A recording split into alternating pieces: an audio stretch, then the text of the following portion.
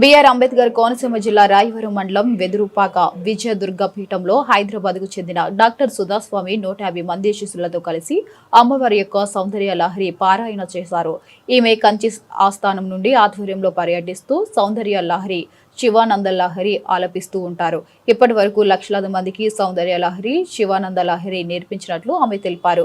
ఇక తొలుతగా విజయదుర్గ అమ్మవారిని దర్శించుకుని సామూహిక కుంకుమ పూజలు చేశారు.